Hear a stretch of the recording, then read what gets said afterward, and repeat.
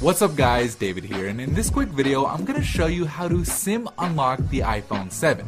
It's worth noting that this method also works for the iPhone 7 Plus and pretty much any other iPhone out there. So the first thing you're going to want to do is turn off Find My iPhone, which you can do by going into the settings, then iCloud, then Find My iPhone, and then flip the switch to the off position. Once you've done that, go back to the home screen and open up the dialer and dial *#06#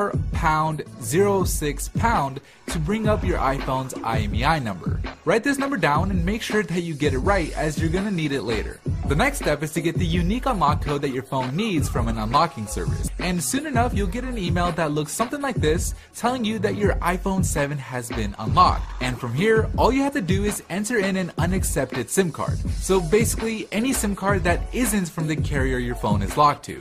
So in my case, since the phone is locked to AT&T, I'll enter in a T-Mobile SIM card, and then all you have to do is connect the phone to Wi-Fi, and that's it. Your iPhone will be officially unlocked.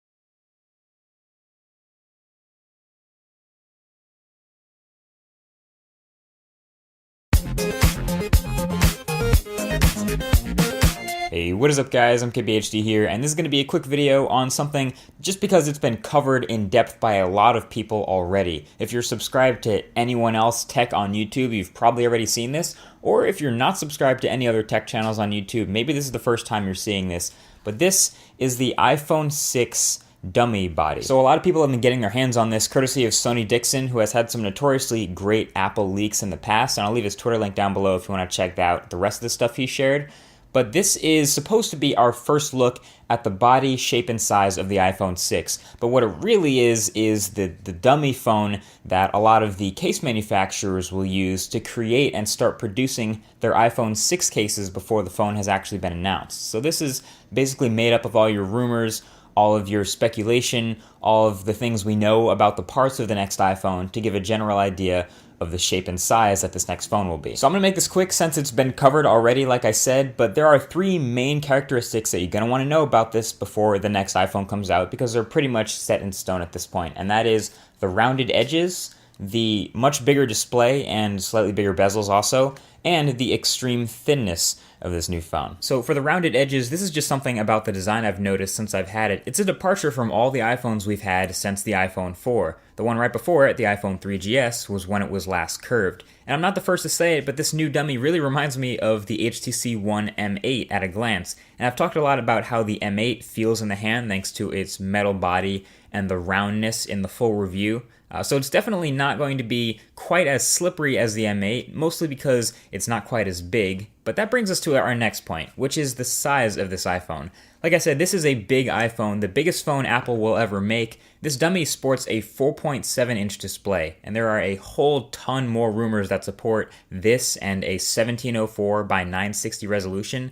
Here it is next to the iPhone 5S, which has a 4-inch display, and you can see not only is it taller, but it's a bit wider too. It's definitely a much bigger phone than Apple has ever made. I'm actually finding the bezels seem to be kind of big compared to a lot of other phones out now. It makes it look a little ugly, but even the other iPhones have smaller bezels than this. The Moto X is a pretty popular Android phone. This also has a 4.7-inch display, but you can see it's much smaller than the iPhone 6 dummy and not nearly as tall. Of course, it doesn't need to make room on the front for a home button, but I feel like the iPhone has some pretty big bezels for the display you're getting. But of course, finally, where this phone is definitely not big is the thickness department. We've seen this before. The iPhone 6 is going to be a very thin phone. We're talking like 6 millimeters thin here in a metal unibody case, which is very impressive. And Apple's never really had problems with battery life on the iPhone. I mean, it's not the greatest, but seeing a new iPhone that's even thinner than the current iPhone kind of gets me questioning how big of a battery they can fit in here. But, you know, I guess if the iPhone's a lot taller, maybe they'll have enough space to fit the same size battery.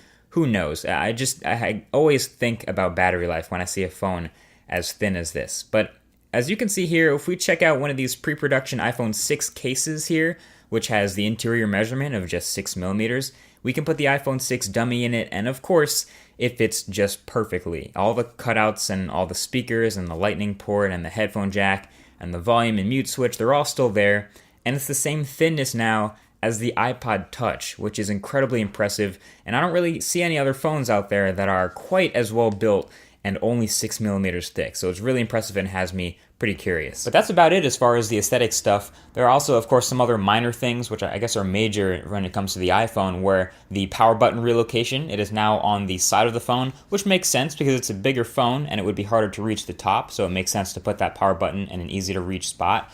But other than that, nothing else really all that exciting about the new iPhone 6 dummy. Apple could, of course, surprise us and have some other crazy new features or hardware stuff, but this is about as good a look as we're going to get at the iPhone 6 right now. What I find most interesting is actually the way people react to it. So I'm gonna jump this right back at you guys. Would you buy a 4.7-inch display iPhone? Would you buy a big iPhone like this? I know the back markings might not be finalized, and this might not be the exact final look of the design, but it tends to look a lot better when it's an actual working phone and the thing is on. I'm also going to leave a link to Your Average Consumer's video where he actually went out and showed people the iPhone 6 dummy and asked, hey, would you buy this if this was the next iPhone? And he got some pretty interesting answers. So I'll leave that link right below the like button. Check out that video. And other than that, that's about it. So thanks for watching this quick video. Talk to you guys in the next one. Peace.